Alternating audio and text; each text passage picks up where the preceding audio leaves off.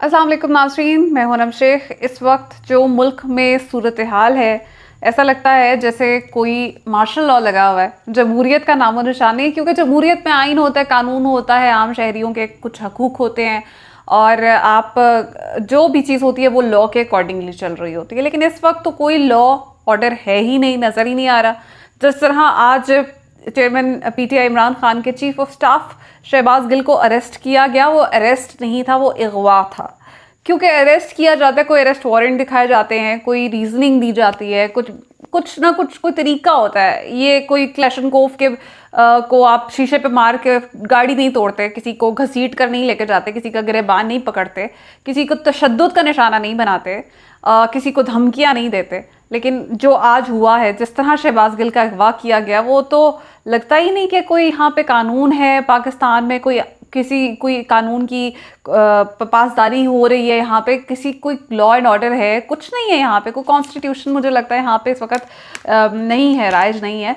क्योंकि आप देखें तो ये वही सीन जो है, जैसे पहले आपने देखा शीरी मज़ारी को अरेस्ट किया गया था, उस वक्त भी ऐसी सूरत हाल हमने देखी, और इससे पहले जब इमरान रियाज के साथ हुआ तब भी ऐसी सूरत हाल देखी। फिर इसके अलावा जब हमने 25 मई जो हमने सबसे बड़ी दहशतगर्दी देखी थी 25 मई को, तो 25 मई में भी कुछ इसी तरह के मनाजिर थे कि कोई किसी को पूछ नहीं सकता, ऐसा जंगल का कानून बना हुआ है। और आज भी ऐसा ही कुछ हमें नज़र आया। और कसूर क्या था शहबाज गिल का? शहबाज गिल ने कौन सा इतना बड़ा गुनाह कर दिया था कि उनको इस किस्म का तशद्दुद का निशाना बनाकर उनकी गाड़ी तोड़कर आप उन्हें घसीट कर लेके गए हैं? तो अगर घसीटना ही था तो मरीम नवाज़ को क्यों नहीं घसीटा गया? अगर घसीटना था तो नवाज शरीफ को क्यों नहीं घसीटा गया? जावेद लतीफ़ को क्यों नहीं घसीटा गया? अयाज सादिक को क्यों नहीं घसीटा गया?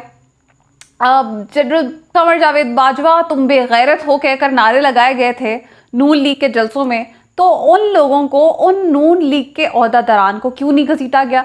ऐसे बहुत से क्वेश्चंस हैं मेरे माइंड में जिनका मैं आंसर ढूंढ रही हूँ। तो अगर कोई गलती की है शहबाज गिल ने, तो उसके लिए कोई कानून होता है, कोई मुकदमा दर्ज करें, कोई एफआईआर करती, पहले अरेस्ट किया जाता है, उसके बाद जी एफआईआर करती है, उसके बाद मुकदमा हो रहा है, और अजीब सूरत हाल है।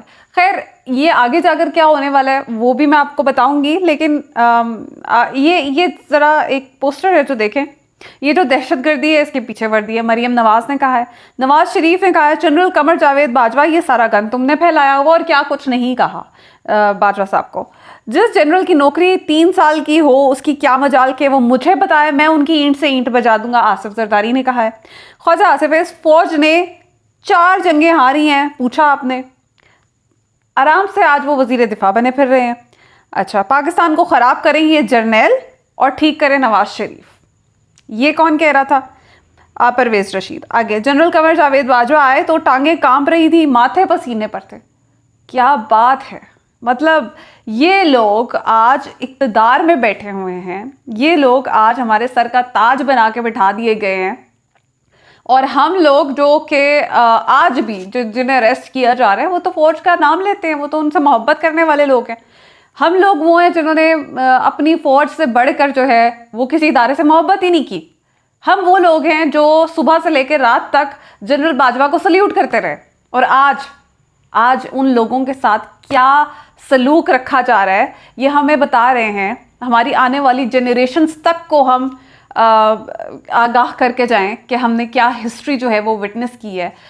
मतलब मुझे इस बात की समझ नहीं आ रही है अभी तक कि एक्चुअली मुल्क दुश्मन कौन है? मुल्क दुश्मन वो है जो फ़ौज को गालियां देते रहे, या मुल्क दुश्मन हम लोग हैं, या मुल्क दुश्मन तहरीके इंसाफ वाले हैं जो फ़ौज का नाम लेते हैं, आज भी नाम लेते हैं, आज भी उनसे मोहब्बत के दावे करते हैं, आज भी अपनी फ़ौज के एक दफ़ा भी इमरान खान ने अपनी फ़ौज को जो है उसका किसी जनरल का नाम लेकर मुखातिब नहीं किया।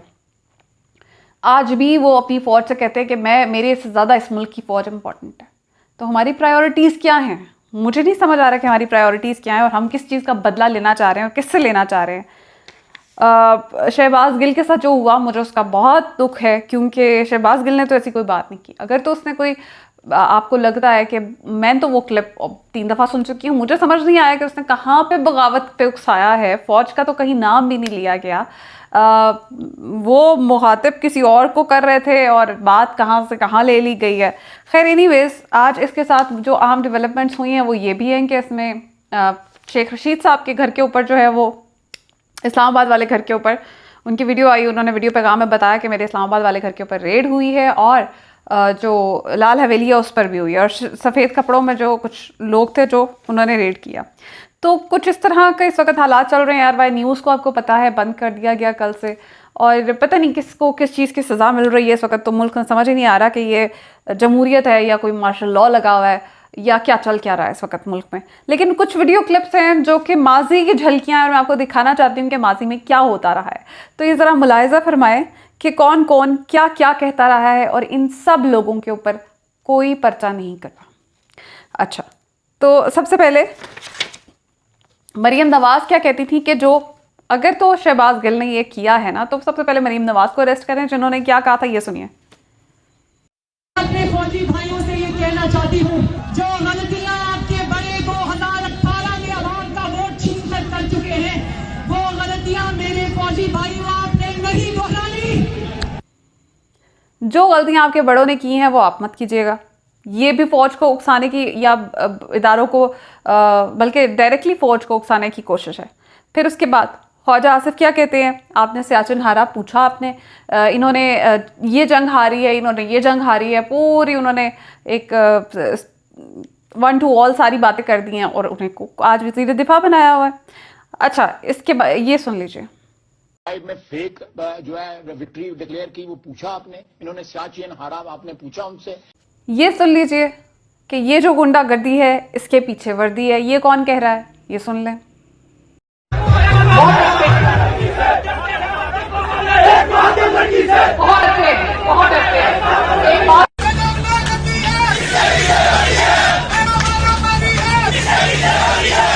कमर जावेद बाजवा साहब, आपने हमारी अच्छी भी चलती हुकूमत को रुखसत करवाया, जजों से जोर जबरदस्ती से फैसले आपने लिखवाए। अभिनंदन की क्या बात करते हैं। चीफ ऑफ आर्मी स्टाफ तशरीफ लाए, पैर कांप रहे थे, पसीने माथे पे थे। शाह महमूद साहब ने कहा कि खुदा का वास्ता है अब इसको वापस जाने दें, क्योंकि 9 बजे रात को हिंदुस्तान पाकिस्तान पे अटैक कर रहा है। वो कोई हिंदुस्तान ने अटैक नहीं करना था, कुछ नहीं होना था, सिर्फ घुटने टेक के अभिनंदन को वापस भेजना था जो इन्होंने। जावे वाला सैकड़ों और हजारों अरब tens of thousands of billions of rupees and dollars जो है हमने पिछले 58 साल के दिफाई बजट पे खर्च किए। लेकिन आज भी ये पूरी इंप्यूनिटी के साथ अपना सीना चौड़ा करके डिफेंस बजट को क्लेम कर रहे हैं और मांग रहे हैं कौम से। कौम की हड्डियों से गोश्त तक जो है इन्होंने निचोड़ लिया है और उतार लिया है।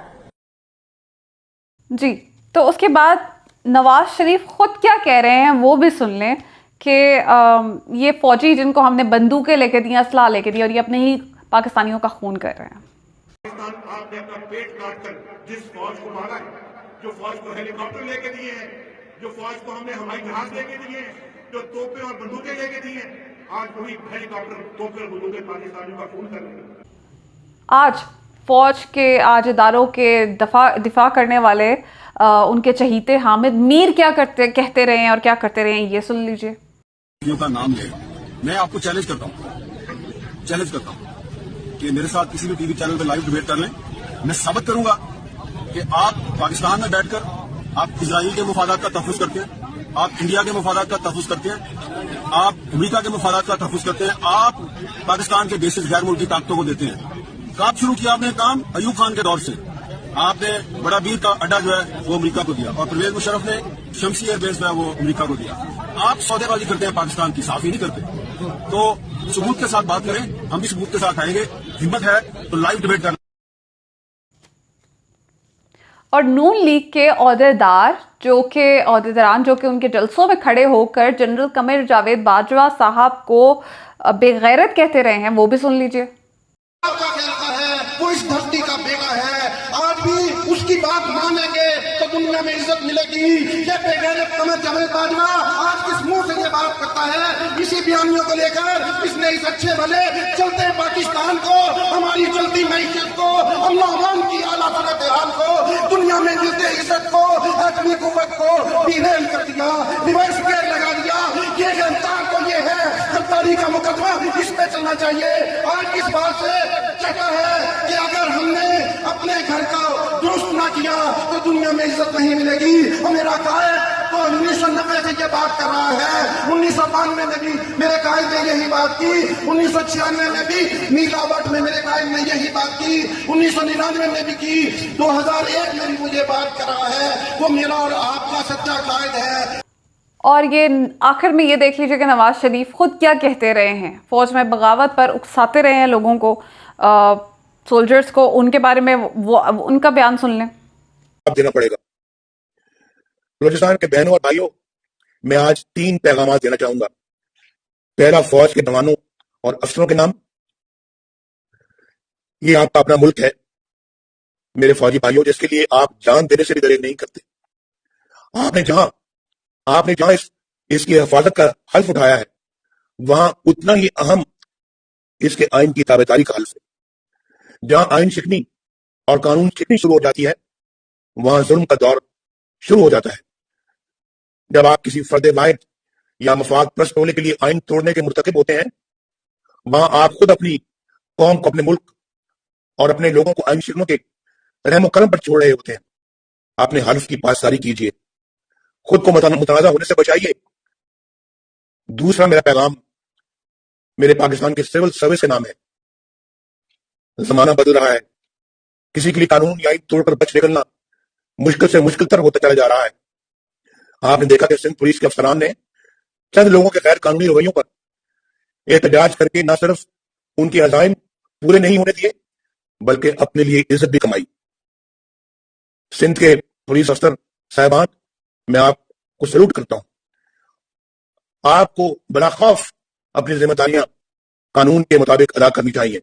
मैं सब सिविल सर्वेंट्स को ये मैं गुजारिश कर रहा हूं, और किसी दबाव में आए बगैर सरअंजाम दे। और इसके अलावा मौलाना फजलुर रहमान के भी ऐसे ही क्लिप्स मौजूद हैं, जिसमें वो फौज को मुगलसात बक रहे हैं और बता रहे हैं कि तुम लोगों ने जंगें हारी हुई हैं, तुम लोगों को कुछ आता नहीं है, तुम लोगों ने बंगाल दे दिया है, तुम लोगों को कश्मीर हासिल नहीं किया, तुम हमें बताओ जंग कैसे लड़नी है, तुम लोग सियासत में इन्वॉल्व ना हो। तो ये सारा जो मुझे नहीं समझ आ रहा कि इन सबसे ज़्यादा क्या शहबाज गिल ने कोई बात की है। आप लोग खुद इसको एनालाइज कर लें और कमेंट्स में मुझे ज़रूर बताइएगा कि क्या शहबाज गिल का गुनाह इतना बड़ा था जितना इन लोगों का गुनाह है, और अगर नहीं था तो पहले इन लोगों को अरेस्ट करें, उसके बाद किसी और को अरेस्ट करें।